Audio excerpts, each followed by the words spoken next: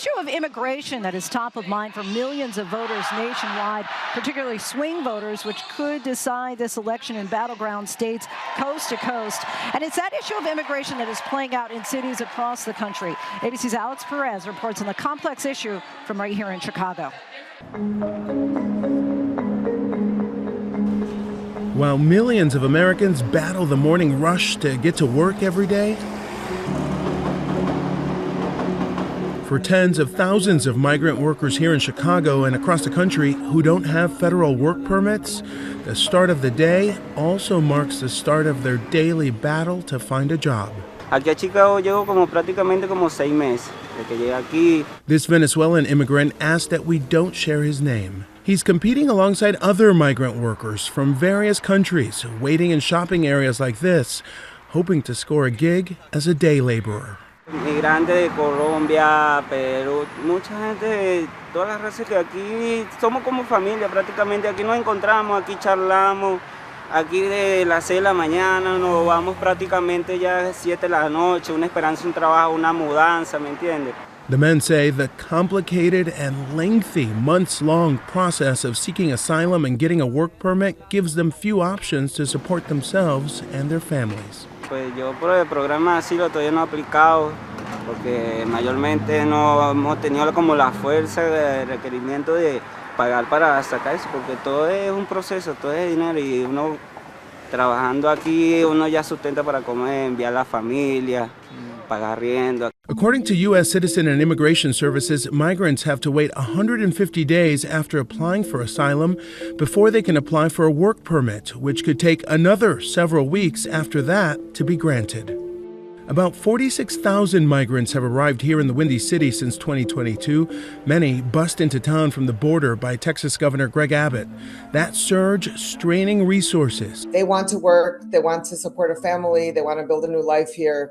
What we have seen with our new arrivals community is that because of the mixed status that they come with, the large majority do not have expedited work permits. Chicago and several other Democrat-run cities now demanding the feds speed up the work permit process for asylum seekers. Out of the 45,000 people who have arrived, I'll say probably 10%, if anything, have received work permits. I think we've seen, for instance, the lack of support that put people in poverty, unemployment, and that can change with a simple paper that can help people get back on their feet. Sigcho Lopez is calling on leaders to develop programs like the Uniting for Ukraine humanitarian parole program that has brought Ukrainians fleeing war to Chicago and the U.S. Ukrainian immigrant Olha Svitarna is one of about 30,000 Ukrainians who have benefited from the program. For anyone who arrives here from Ukraine, they arrive here unwillingly. They didn't plan it. They were not dreaming about it. They were saving their children and their lives. She fled with her now 20-year-old son as Russia was dropping bombs on her country, leaving her husband, who stayed behind to defend Ukraine. Ukrainian people are being bombed every day. So if you see your child under the bombs, you just grab it and try to move somewhere safe. Under the program, Ukrainian migrants are immediately able to apply for a work permit, can access public benefits, and get other federal assistance. Olha now teaching English to other Ukrainians fleeing the war. I was just talking to myself that I'm becoming useless. For me, for my son, like I cannot help anyone. So I just need to, like I said, just put yourself together, work. That sense of accomplishment and gratitude is what Andre Gordillo believes every immigrant deserves.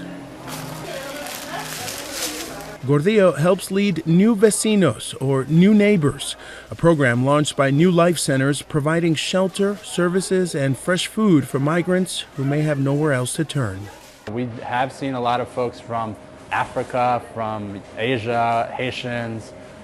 It's not just Central and South America, although the bulk of the people we serve are from Venezuela. We've seen folks from the Middle East. There's a lot of political upheaval all over the world, and folks are fleeing their home countries to America to find a better place to live. The program also sometimes employs migrants once they've gotten their work permits, like Venezuelan Marcos Sanchez, who says he wants to offer the same help he received to others stuck waiting for permission to work. Tener la oportunidad de trabajar para nosotros nos dignifica. La intención de nosotros no es vivir de lo que otras personas nos pueden dar, sino al contrario, que nos den la oportunidad de trabajar para nosotros poder tener la posibilidad de tener una vida digna y poder ser útil, no solamente para nuestra familia, sino para la sociedad. Chicago's Mayor Brandon Johnson and other big city mayors have repeatedly called on the White House to help expedite work permits for all asylum seekers. From day one, I've said that the federal government has to do more. Look, Chicago is leaning in. We have borne the brunt of the responsibility here. A senior Biden administration official telling ABC News, absent congressional action, this administration has led the largest expansion of lawful pathways in decades.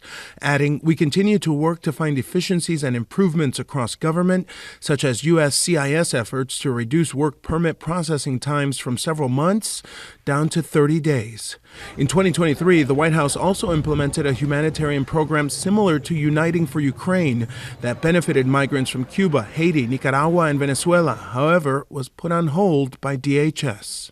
There's groups who say, let's close the borders, don't let people in, they're not American. What do you say to these people who don't understand what you're talking about? There's no one single study that says that migration is bad for our economies. Quite the contrary. And we need to start telling our politicians to speak the truth, to speak with facts, and stop with the fear-mongering.